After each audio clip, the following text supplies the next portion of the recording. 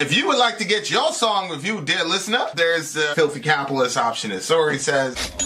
125 gets you straight to the head of the line. You don't have to be a part of the alliance. You don't have to be part of the group. Wait a minute. And the biggest thing is you don't have to wait. You hop, skip, and jump right in front of everybody. 125 gets you there. You do that 3 times, and you get mashed down to the $75 rate for perpetuity. Yes! Also, there is a band review option.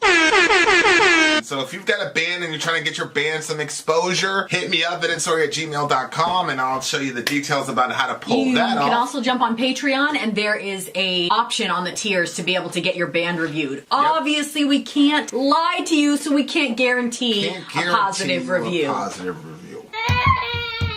Get what you get. It's just rubbish. Rubbish. Rubbish. That's British for garbage. My favorite is the community option. $1 at the gate gets you in at Patreon. You get to join an alliance. The alliance joins their points together, and that helps determine what songs that we do. The alliances hang out on Discord. Message me on Patreon to get the link. And they do all kinds of other cool things. They do Minecraft, Dungeons and Dragons. Yeah. It's really a community within the community. Anybody can go in the village, facebook.com/Vin and Sori. There's 160,000+ people on the channel. What's cool about the Discord is that it offers a real opportunity for community connection, friendship, that type of thing. And it's on Discord, so if you're not a Facebook person, it's for you. You start off at $1. Right. Plus you get exclusives. Sori and I are working on a song. So the first 15 seconds of that was on Patreon. Also, at $15 tier and above, when we actually debut the video, they're going to be there live with us. There you are, dear listener. Buy our merch. Buy our merch indeed. A child shall lead them. Buy our merch. Yes, dear listener. Yes, dear listener. Yes, dear listener. We are in the midst of the true cult. Did you read my dream? This is my favorite. Yes, I did. Yes, I did. I did that in honor of your dream. This is my favorite name for an alliance. A true cult. Yeah. Yeah, so this is my favorite aspect of the Patreon thing too. $1 at the gate gets you in, right? You get to join an alliance, and then that influences what songs. So all the songs we're doing on this stream were selected by the true cult. In the true cult. Okay, So the name of this song is... Okay, the band is Nyss, Nyss. I'm not sure if I'm pronouncing that right. The name of the song, though, is called Let the Devil In. My parents would have shut this down immediately. Your mother probably would have as well. She would have rebuked it. Okay, so I've been in I go in the comment section here and there, and somebody was like, I refuse to believe, no matter what your background is, that you've never heard this song before. It was a Black Sabbath song. Which song was it? It was, I don't know, it was one of the Black Sabbath ones. And I was like, I understand where you're coming from, sir, but... I came from a very religious background, no music, and Vin came up in hip-hop. So, alright, this is winner of the Black Metal Free-For-All playlist. Nyss is an avant-garde black metal band from France. We're from France.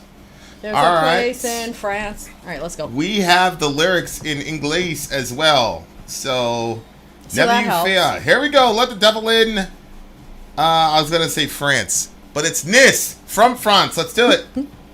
What? That's Nyss from France. Ew. Look at that picture. Do I want to? Ew. But it looks like guitar strings. Frets. About. Yeah, but it looks like a guitar, too.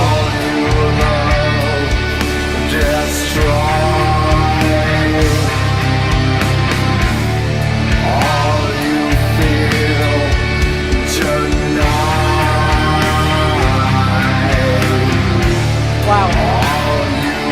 Are you seeing these lyrics?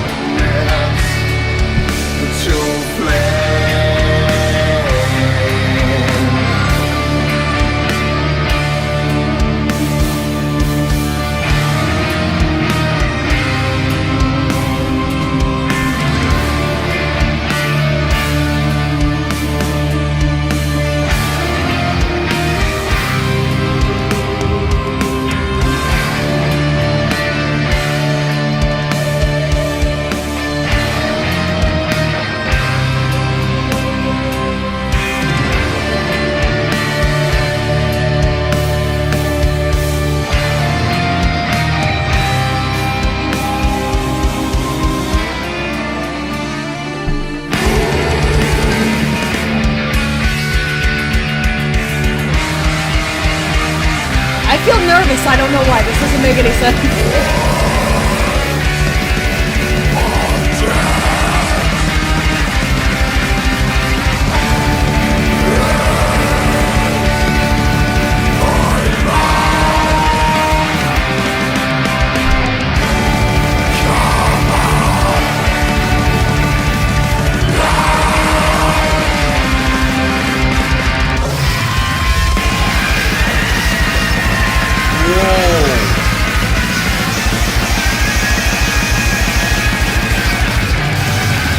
There's a lot going on right now. There's a lot going on. Pay attention.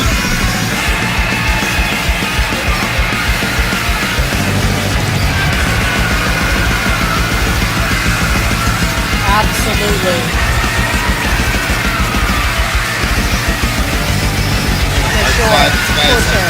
It's going off on the right side. Yeah. Like cutting up a frigid scale or some weird shit.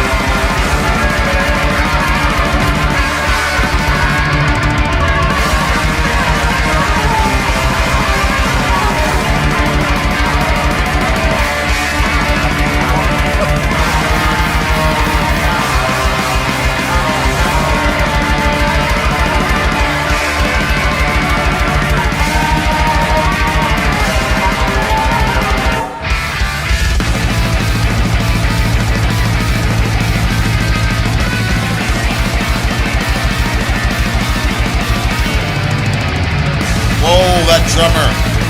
Okay, focus on the drummer now.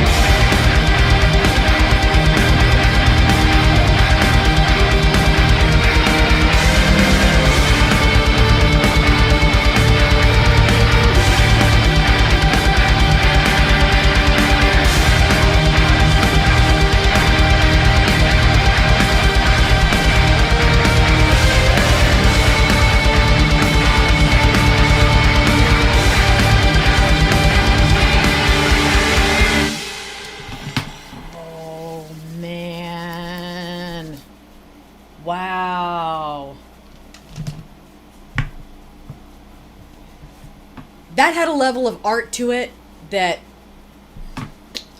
wow, I was very surprised, very impressed with, and wow, what a journey. Holy shit. It's, where you at? Good. Well, I find this song super fascinating because, you know, obviously before it started, I was like, my parents would have shut this down.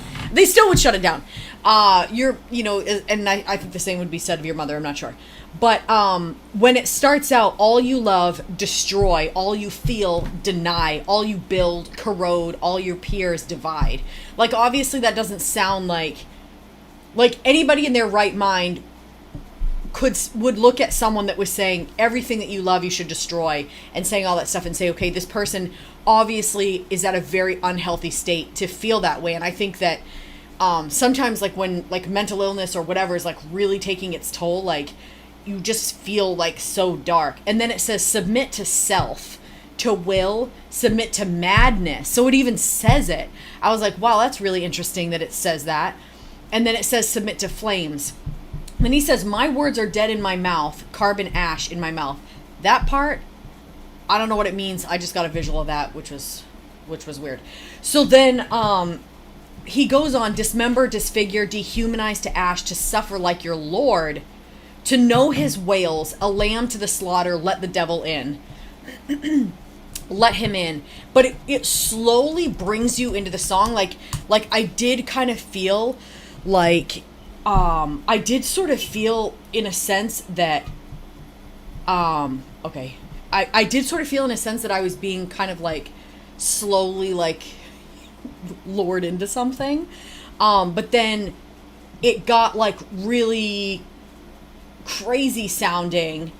And then he says, let him in, to burn and crucify the holy Son of Man, break his body on the cross, let the devil in. And it almost seemed like this, I don't know, this demonic figure, the devil, whatever, was like trying to get into that moment. But then it says, the end, I thought, had a strange flip, and I don't know where the authors were going with it. I'll tell you where it took me. It says, breathe, breathe deep. And then it says, carve your eyes out, which is like a really, like, obviously graphic and gross phrase. But there's actually a Bible verse that says, like, if your eyes cause you to stumble, like, gouge them out. Like, anything that's going to pull you away from your Christ, like, get that out of your life. Even to that, like, it's not like historically Christians have been gouging their eyes out. It's just that, like, stop at nothing. Don't let anything stop you. And so when it says, carve your eyes out, become an embodied, become as a form, become as one with him, just breathe.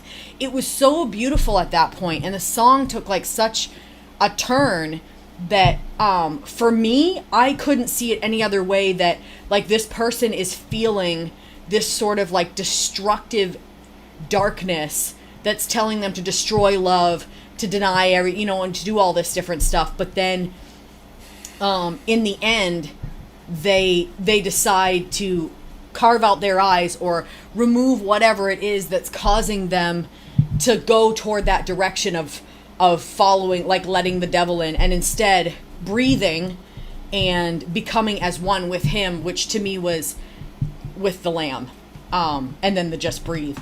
So, and probably that is, and probably the reason that kind of took that turn for me, was because, like, I've hit certain points in my life that have been so stressful, and maybe they were less stressful than they felt internally, but that will be, like, something that, like, I feel like God is telling me is, like, just breathe, like, calm down and just breathe, and there's something about, like, that slow breathing in and out, that sort of oneness. There was a movie that I saw, maybe you guys have seen it. I think it was called Signs. It was, weirdly enough, it was another alien movie, but I watched it with my friend because he was very much into aliens. And the kid in the movie has asthma really bad. And there's, like, this alien invasion, and he's down in the basement. Mel Gibson plays in it. He's the dad. So the dad, Mel Gibson, is down in the basement with the kid, and the kid starts having an anxiety. Well, it's an asthma attack, but it's brought on because of fear. and they don't have the medicine, and there's no way like the kid could die down there. And so the father, he puts his hand on the child's chest, and he's like, just breathe with me, just breathe. And he says, follow my breaths. And it's, in my opinion, it's a very emotional part, because it's a parent with a child. And when you have kids, like if your kid is in that situation and there's nothing that you can do, because leaving that room was going to kill everybody. So he had to stay and like work the kid through that. And the father is obviously fearful, but he maintains that composure with the kid and goes through the breathing with him, and he brings the kid through it. Spoiler. And so that to me is like a depiction, because the kid is just kind of like laying out, he's going fast.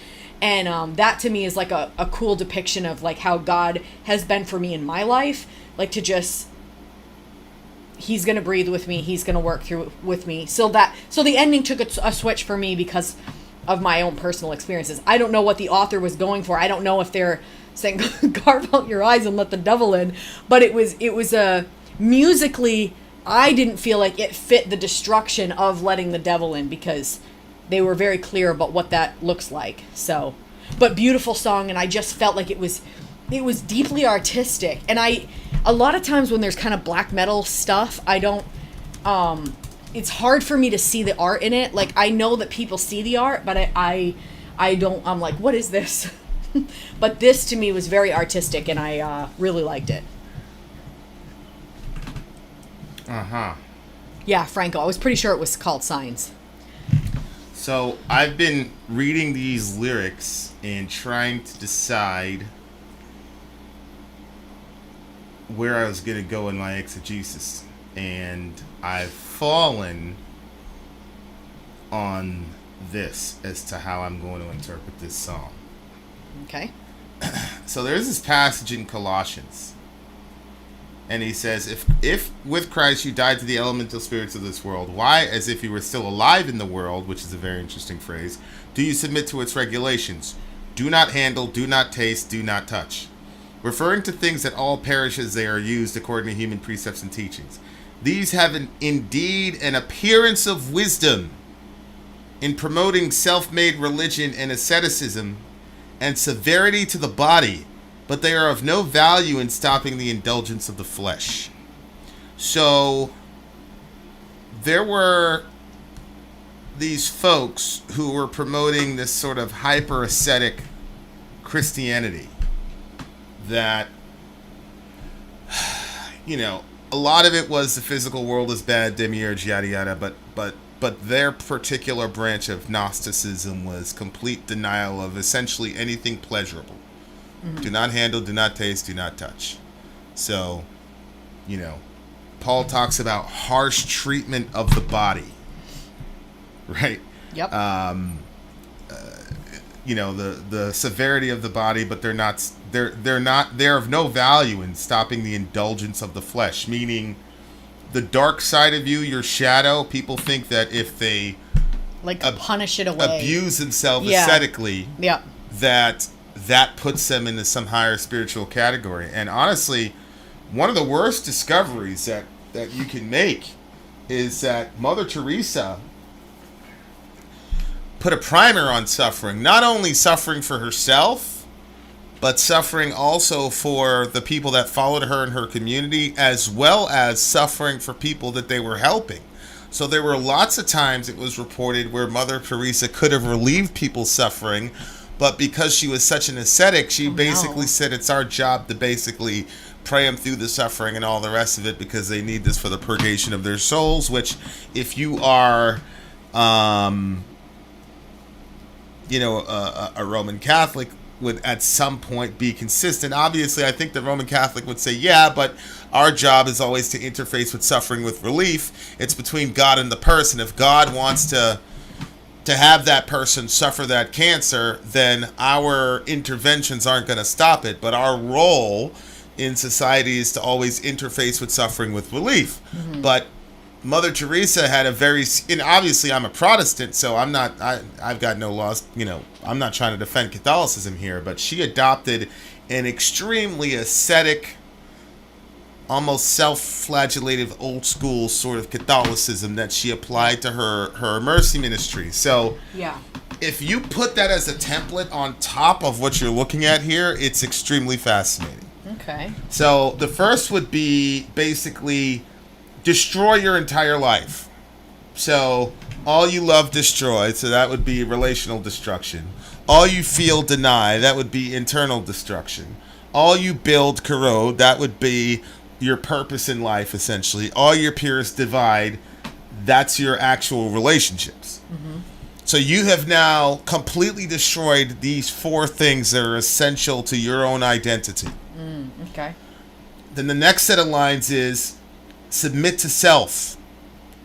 You say, well, wait a second, if I'm living this hyper-ascetic life, whatever, obviously I'm doing this in submission to God. And Paul would say, no, you're not, because God didn't call you to do that nonsense. As a matter of fact, God specifically told you not to do that. Mm-hmm. He called it those who forbid marriage. He called that a doctrine of demons. Mm-hmm. He said that was satanic. Mm-hmm. So if, let's say, the Christian God is a true God and you adopt this hyper-ascetic, we're going to suffer for suffering's sake, you're not submitting to God. You're submitting to really yourself, because that's a form of religious pride. Like, we know a guy that there's a lot of religious pride that goes along with asceticism. Mm-hmm.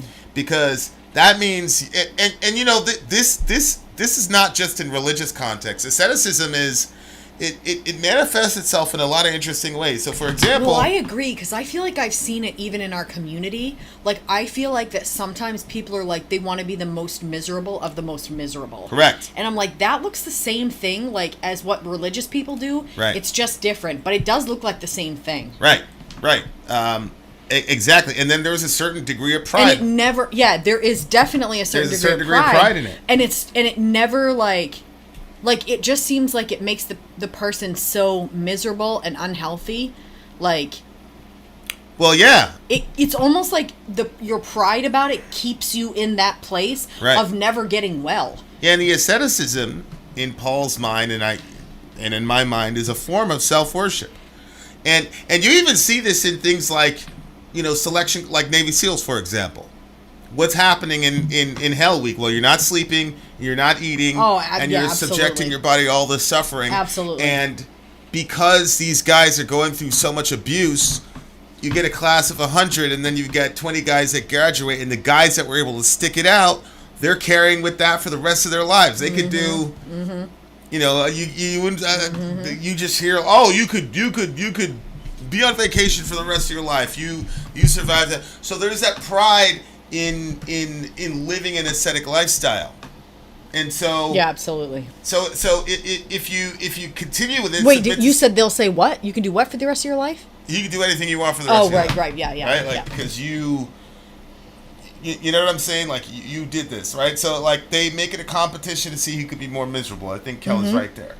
And so, to me, this was like a guy recruiting into a cult.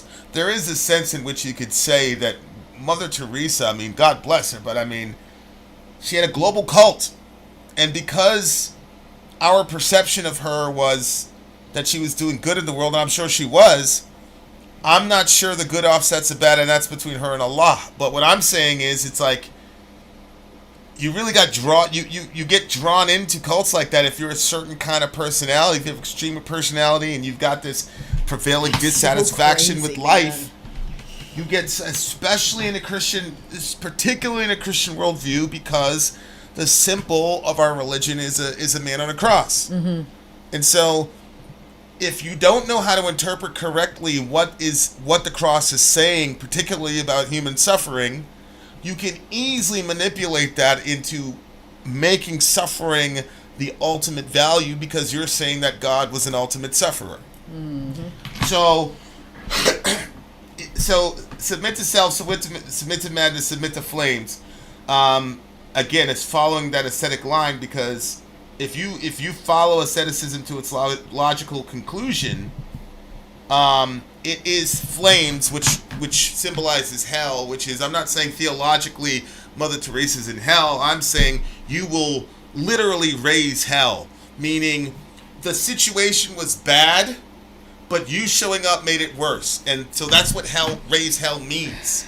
That means we were over hell. We were over hell. Hell was beneath us, and then you did something to bring hell up to where we are. Okay. Right? Or to bring us down to where hell is. And so the first, the first two stanzas are the recruitment into this cult. And then it says, my words are dead in my mouth, carbon ash. Carbon ash, we're carbon-based life form. So the ash in his mouth is specifically human beings. Okay, that's what I wondered. Right? Because you just honestly, said, that's what I pictured. I pictured from an urn. You just said submit to flames. To me, this is the cult leader right there. BC says, I bow to no book or man, but BC follows the speed limit. Love you, BC. But like, my words are dead in my mouth, carbon ash in my mouth. And you see right there, it said submit to flames. Yeah. And then the next thing is carbon ash in his mouth. It's because he knows or she knows that this teaching is putting people in hell, but it's coming from his mouth. You see, so he's essentially consuming these people, which, cult leaders, like we saw with that lady, like they consume people. Yeah. What's her name? Teal Swan. And so then it says, dismember, disfigure, dehumanize to ash, to suffer like your walls, to suffer like your Lord. There it is. Now we're going to take the image of a suffering Christ, and we're actually, and it specifically says disfigure, which Isaiah 52, his appearance was marred beyond human semblance. Yep. Like recognize him. Jesus was a disfigured individual on the cross. To suffer like your Lord, to know his wails, a lamb to the slaughter. Then it says, let the devil in, let the devil in. So it's not until here that you see the mask comes off and this is the devil speaking the entire time. But he's using this romantic religious language, suffer like your Lord, which Paul talks about that. He says, Philippians 4, to know Christ and the fellowship in his suffering, partaking in his death in so much as I can attain the resurrection, yada, yada, yada. So there is a sense in which, as a Christian, you do want to suffer like your Lord, in the sense that, but there are very specific parameters as to what that actually means. And it's not suffering for suffering's sake, because Jesus never did anything for its own sake. He always did it to push forward the kingdom. And so there are certain kinds of sufferings that are positive sufferings. If there's a group of people that's being discriminated against, and I know that my friends are going to be upset at me if I stand up for them,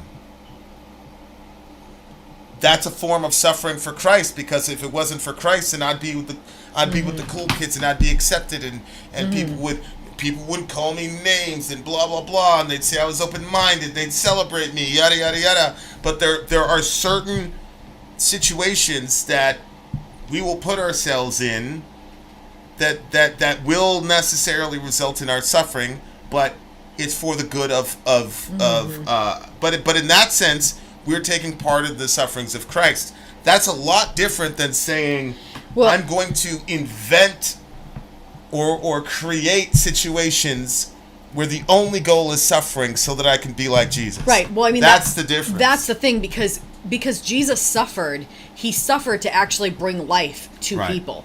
So if the suffering, the end result of the suffering is to bring forth more life, like I was just thinking about this today, because I've been sick almost every day of this pregnancy. It's really long. And I was thinking like, that's like, there's something of Christ that I can understand in that, because it says that for the joy that was set before him, he endured the cross. So he saw, and so he saw what was going to come as a result of the cross, and it was going to bring life. And because of that, he was willing to go forth through that suffering. And so, there's a real sacrifice that takes place when you're sick every single day of your pregnancy, and you're sacrificing your body, you're sacrificing your mood, your relationships sometimes, like everything kind of feels like it suffers as a result of that. But at the same, it's going toward life. And so in the end, it's a suffering for a reason. It's not like,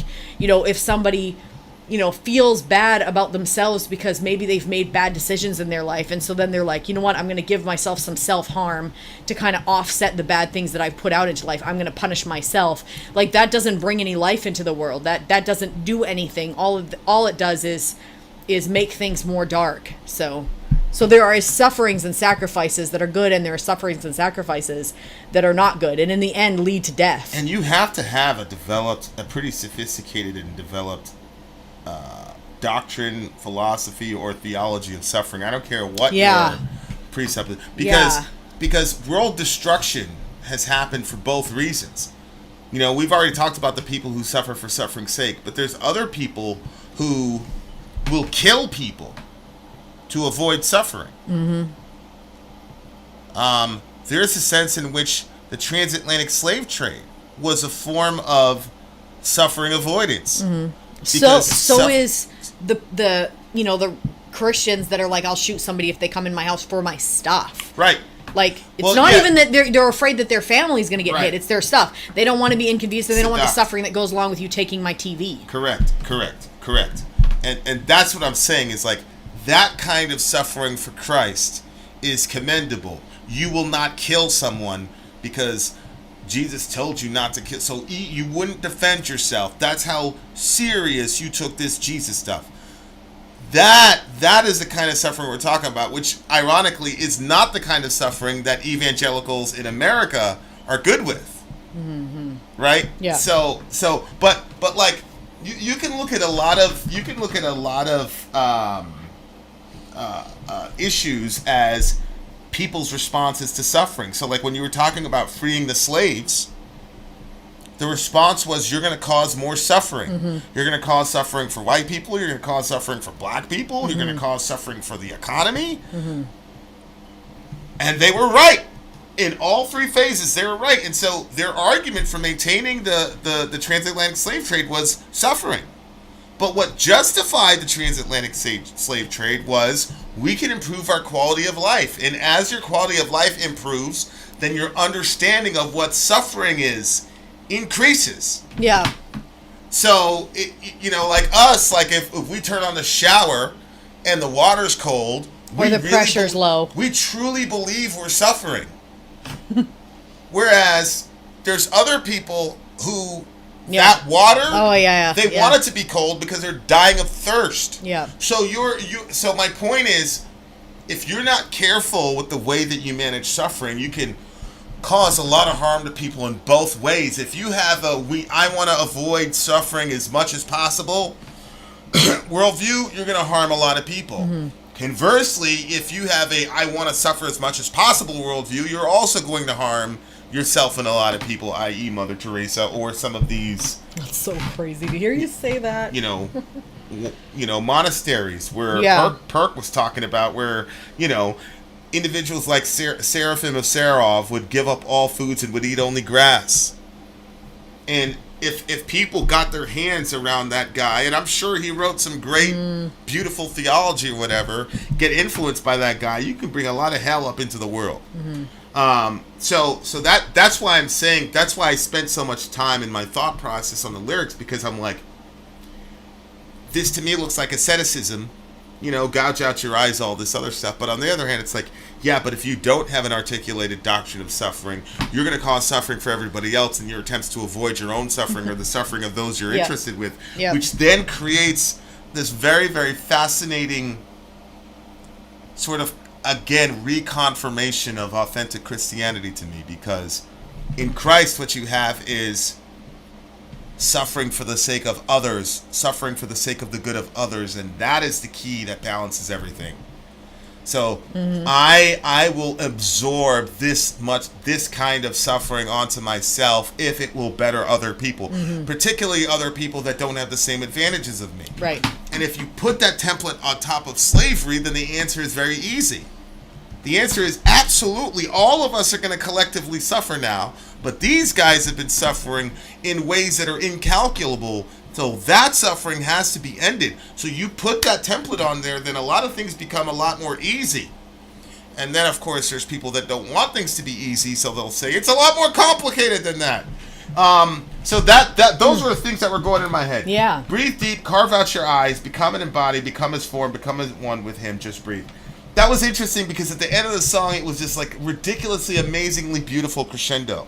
There was a lot of dissonance and a lot of sudden rhythm changes that were designed, I agree with everybody, to be kind of serpentine at the beginning, lull you to kind of I think Neil said like a false sense of security, and then bang! Yeah. And then rhythm changes, and then discordant, weird Phrygian scales that are cut in half and combined with other shit that I'm a basic guitar person, so I couldn't recognize.